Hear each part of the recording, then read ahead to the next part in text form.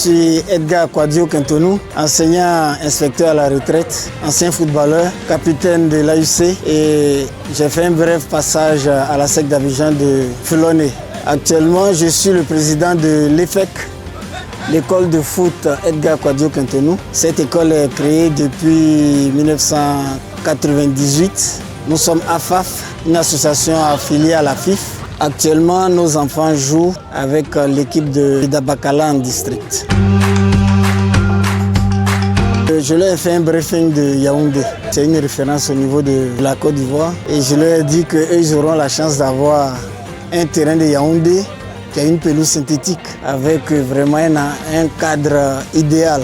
Et que s'ils voulaient se faire remarquer pour être recrutés, c'était l'occasion. Donc de ce côté-là, ils sont déjà hyper motivés.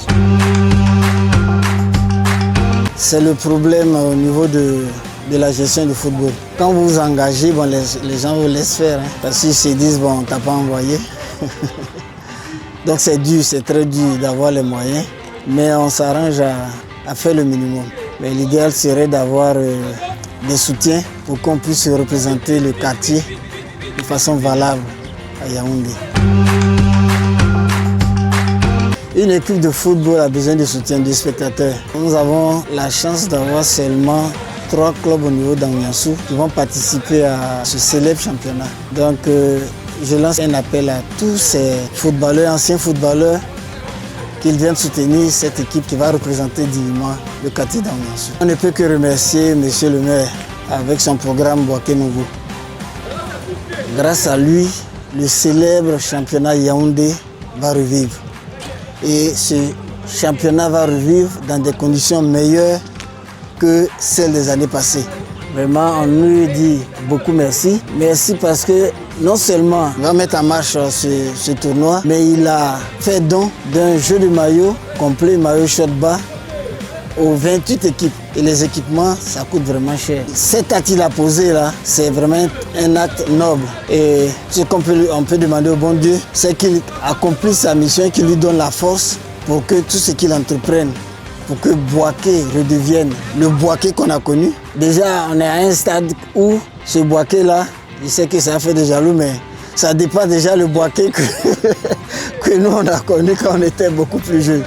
Vraiment, ce Boaké est nouveau au niveau des infrastructures, nouveau au niveau des routes, nouveau au niveau du stade de Yaoundé. C'est un Boaké dont tout le monde rêve. Maintenant, pour revenir au petit frère Traoré Ibrahim, je sais que c'est un monsieur qui est imprégné du football. Et la mission que lui a confiée monsieur le maire, je suis convaincu qu'il va bien la remplir.